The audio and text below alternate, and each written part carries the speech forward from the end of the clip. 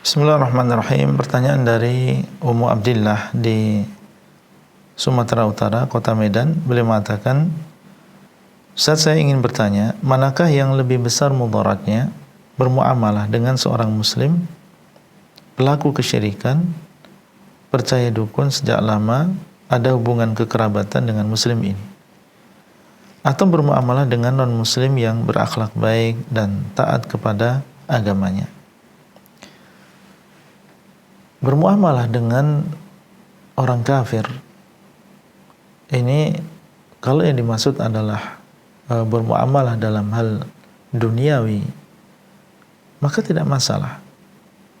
Di sana ada beberapa perkara yang ini adalah termasuk muamalah, hubungan kita dengan orang kafir, dan itu diperbolehkan di dalam agama kita. Di antaranya adalah misalnya berjual beli dengan orang kafir. Dahulu Nabi SAW dan juga para sahabat mereka berjual beli dengan orang-orang kafir, dengan orang musyrik atau dengan orang-orang Yahudi. Kemudian yang kedua, boleh seseorang untuk berbuat baik kepada mereka. Misalnya ada di antara orang-orang kafir yang dia tetangga kita, dalam keadaan dia kelaparan atau membutuhkan obat atau diantar ke rumah sakit.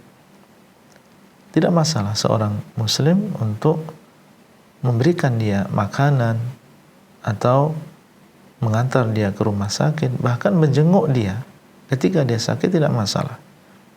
Dahulu Nabi SAW menjenguk sebagian tetangganya yang Yahudi dan dia dalam keadaan sakit.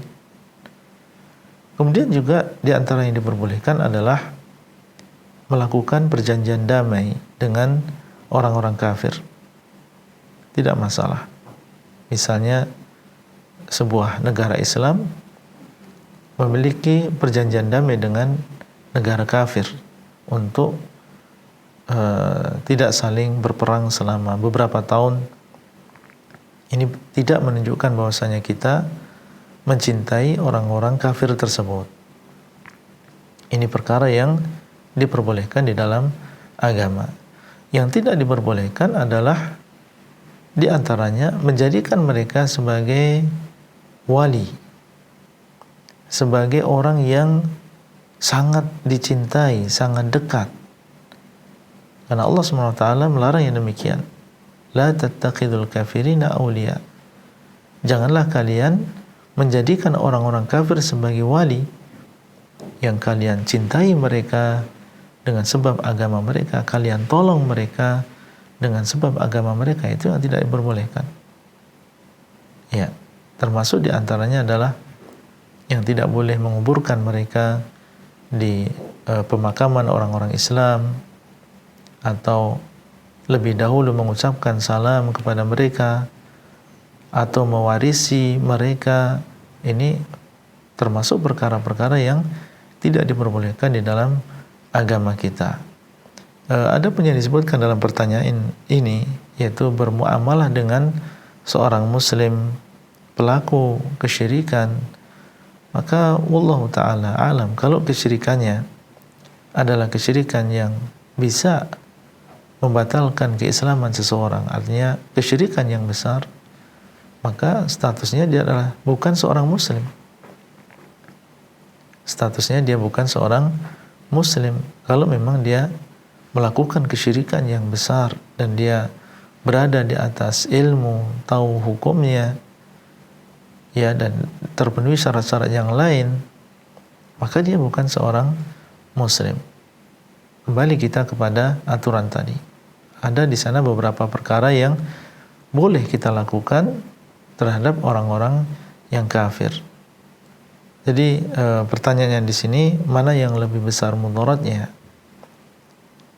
Bermuamalah dengan seorang muslim yang dia membatalkan keislamannya dengan melakukan kesyirikan, atau bermuamalah dengan orang kafir yang dia taat dalam agamanya? Kita katakan bahwasanya kalau memang orang yang pertama tadi, muslim tadi, telah melakukan kesyirikan yang besar dan telah keluar dari agama Islam dengan sebab perbuatannya, maka di sini sama-sama haknya, ya sama perkaranya, yaitu di sana ada perkara-perkara yang diperbolehkan kita untuk melakukannya terkait dengan muamalah duniawi. Jadi itu saja yang lebih penting, yaitu kita mengetahui mana yang boleh, mana yang tidak. Ya, sama saja apakah terhadap orang yang kafir yang taat atau orang kafir yang tidak taat, maka yang penting kita mengetahui mana yang boleh, mana yang tidak boleh kita lakukan terhadap orang-orang kafir tersebut. Wallahu taala a'lam. Nah,